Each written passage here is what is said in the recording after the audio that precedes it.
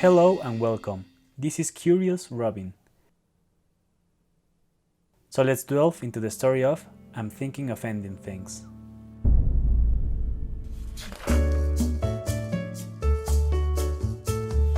I'm Thinking of Ending Things is a 2016 novel written by Reid.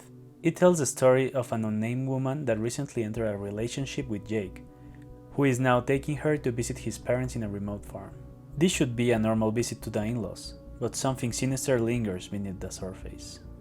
The opening lines of the book are the title itself, I'm Thinking of Ending Things, a sentence that hides a darker meaning. Shortly after this, the protagonist describes what is essentially one of the themes in the whole book. Sometimes a thought is closer to truth, to reality, than an action. You can say anything, you can do anything, but you can't fake a thought. The couple make their way to the farm, joined by falling snow, fading sunlight, and several philosophical conversations. She really likes Jake, but is not sure if the relationship will work. They finally arrive to their destination, where things just get stranger. Jake's parents behave in unsettling ways, while the house is full of details that put into question what the protagonist knows about her new boyfriend and his family. On their way back, the couple encounter a mysterious character after stopping to visit Jake's old school, and a shocking truth is exposed. If you want to know how this tale unfolds, I recommend you get the book and experience this surreal trip by yourself. Ian's novel is a sad story about a lonely and disturbed person that is surrounded by darkness after living an unfulfilled life. We've been witness to the failed efforts of someone trying to, as a character in the book mentions, make sense of the world, by coping with reality in a peculiar way to try and erase the regrets of the past. In a bold, sneaky way, the author describes the scary and grim tone of the novel through the main character, who, when talking about a traumatic experience, describes it like this. My story is not like a movie, I'll say. It's not heart-stopping, or intense, or blood-curdling, or graphic, or violent. No jump scares. To me, these qualities aren't usually scary. Something that disorients, that unsettles what's taken for granted, something that disturbs and disrupts reality. That's scary. About his novel, Reid has said he wrote it without using a previous outline. This is the step where you put down all the important plot points before actually writing your story. I feel like that happens when I'm writing without an outline. I could write for a couple hours in the morning, or let's say 2 weeks, and it might lead me somewhere that I had no idea was going to happen. The experience this novel takes us through is one of uncertainty and disarray, which may have been achieved thanks to this particular writing method. Shortly after the novel was published, the famous screenwriter Charlie Kaufman began working on an adaptation that was released in Netflix in 2020. Kaufman is well known for having written a list of stellar films, including Being John Malkovich, Adaptation, and Eternal Sunshine of the Spotless Mind. Later on, he would also start helming the director's chair, with peculiar films like Synecdoche, New York, and Anomalisa. I'm Thinking of Ending Things being his third project as a writer and director.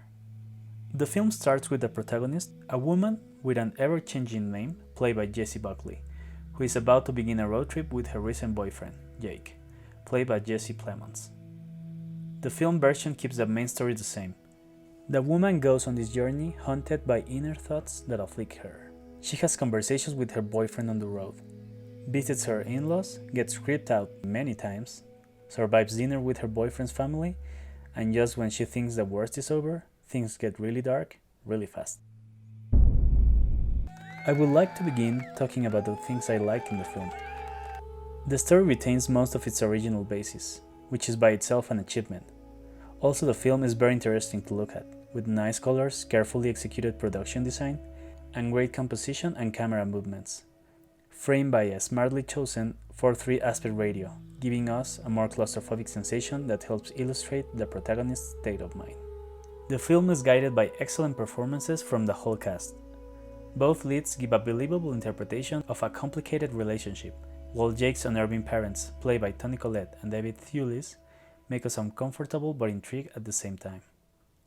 The film also successfully uses editing to illustrate the main character's disorientation in time.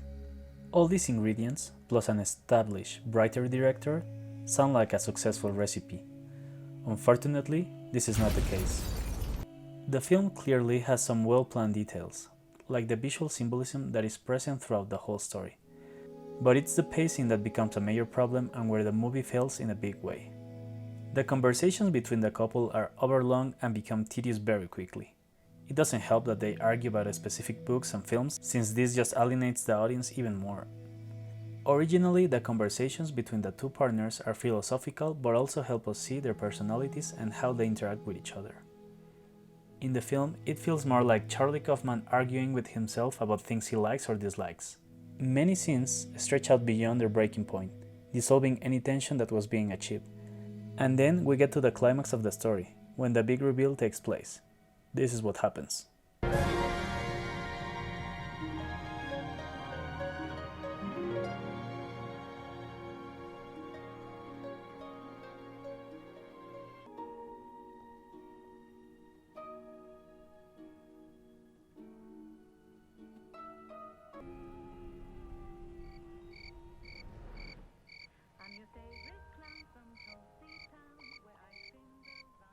You probably didn't get any of this even if you watched the film.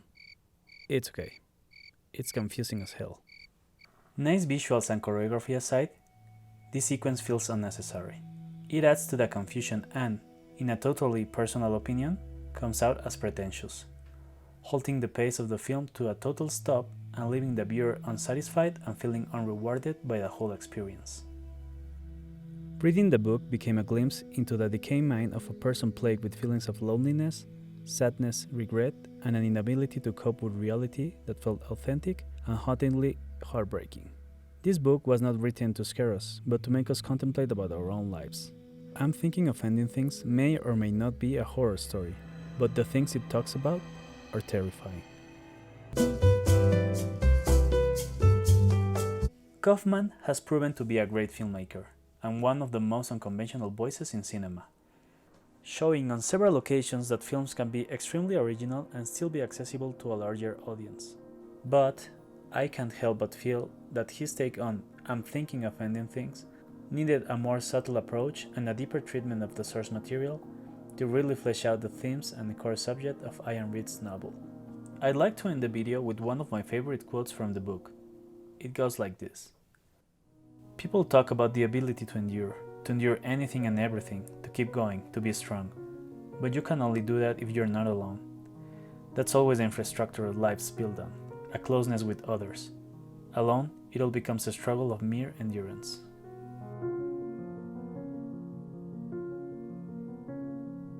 I'm the Curious Robin. Until we meet again. If you like the content, please consider subscribing to the channel.